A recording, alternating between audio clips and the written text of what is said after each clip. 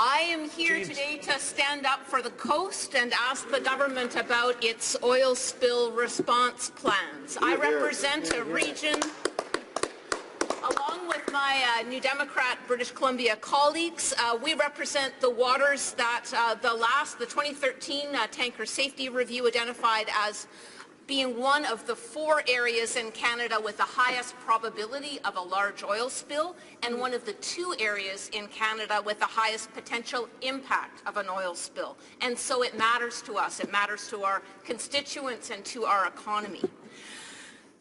We've just last week had an alarming increase in oil tanker traffic approved by this government to go through our waters. And these are bitumen oil tankers that will be moving through the Salish Sea. This is against the wishes of coastal First Nations, against the wishes of local governments, and almost everybody on the coast who participated in the undermined regulatory reviews. That's all downside, no upside for our coast. And the increase in risk is tremendous. And so I want to talk about that risk and what the government's plans are to accommodate it. 7-fold increase in tanker traffic, which is laden with bitumen, means inevitably an increase in risk. And the impact of bitumen is something that we are still learning about. It is an unrefined product. It is viscous. It is sticky. It needs a diluent in order for it to be able to flow through pipelines. And the diluent and the volatility of this diluted bitumen was identified in the Kalamazoo spill in the U.S. several years ago as being extremely volatile and having a big human impact. The diluents, only 2 days after the spill had happened, the diluents containing benzene, toluene, and micropolyaromatic hydrocarbons began gassing off in the area, causing symptoms such as nausea, dizziness, and headaches among the local population. Oil spill expert Ricky Ott spoke in my area. She was on the ground with the Exxon Valdez spill back in the 80s, and she reported that micropolyaromatic hydrocarbons are major health hazards, causing cancer, asthma, hormone and reproductive problems by jamming immune system and DNA functions. The risk is alarming to first responders in particular, who might be first at the scene in the event of an accident. And the impact on the physical environment is also something that we found had not been properly studied by the government. Vancouver, Tsleil-Waututh First Nation, and the Sayout First Nation commissioned a study in 2015 saying collecting and removing oil from the sea surface is a challenging, time-sensitive, and often ineffective process. Really, even in the calmest conditions, very hard to control. A 2013 study by Environment Canada said that spilled bitumen exposed to sediment in marine settings sinks, and chemical dispersants tested on dilbit were not effective. In fact, they made the oil sink beneath the surface of the water, which made it even harder, of course, to recover. And so I want to know this government's study and its consideration of dilbit and how to clean it up in the marine environment, and how it was able to approve the Kinder Morgan tanker traffic expansion without being able to assure Canadians and this House that it actually has a plan in place to recover bitumen from the ocean when it inevitably spills. Secretary to the Minister of Transport.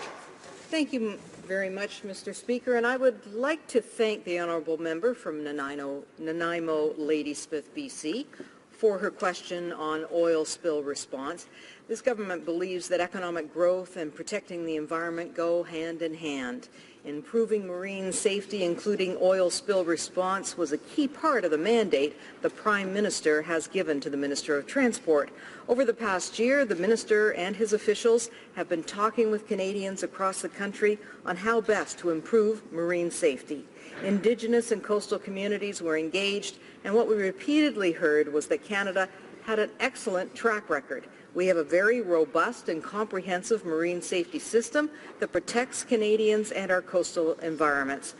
But we also heard that there is always room for improvement, and there are real gaps in the system that need to be addressed. On November 7th, the Prime Minister announced a $1.5 billion Oceans Protection Plan, an ambitious nationwide plan that meets or exceeds any international standards and is supported by commitments to Indigenous co-management, environmental protections, and science-based standards. Achieving a world-leading marine safety system for all of Canada's unique coasts is at the heart of the Oceans Protection Plan. This means preventing accidents before they happen and being prepared to respond to any of them with the adequate resources and authority. We heard that communities, mariners, and regulators need transparent and high-quality information on marine traffic. We are moving forward with a commitment to get state-of-the-art information and tools in place. On the ground, equipment and systems to aid in navigating ships safely, and regulatory tools that give communities a direct say in the types of measures should be in place in sensitive areas. Our government has been developing a new approach to how we prepare for and respond to incidents and oil spills in particular.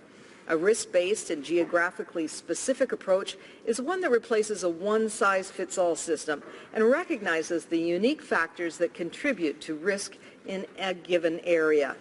That is why the Minister will be formalizing a moratorium on crude oil tanker traffic on British Columbia's north coast. This will provide the highest level of environmental protection for the Great Bear Rainforest and ensures British Columbia's northern coastline, integral to the livelihoods and cultures of Indigenous and coastal communities, is protected and preserved.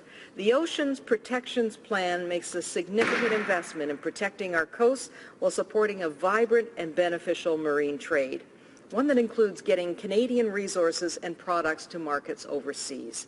Over the next 5 years, investments of $1.5 billion will be made, and let me point out that this is an unprecedented amount of investment.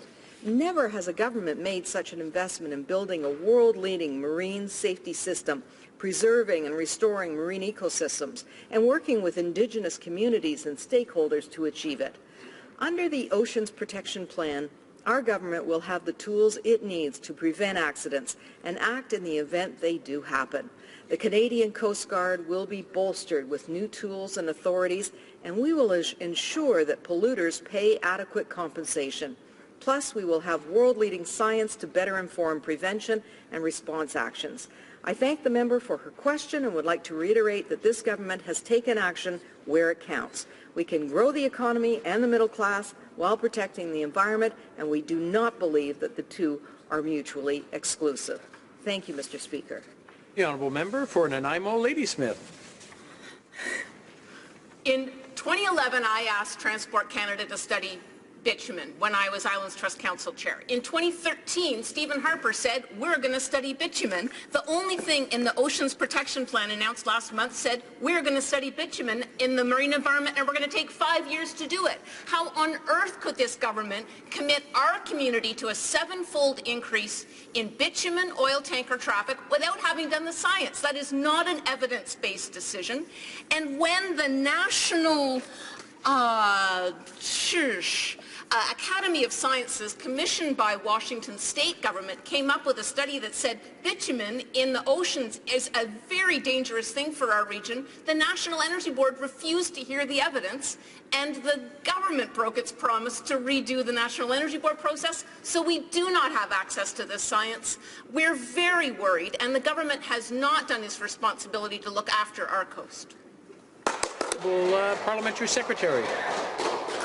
Thank you, Mr. Speaker. As previously stated, our government believes that protecting Canada's coasts can go hand in hand with supporting the middle class and growing our economy.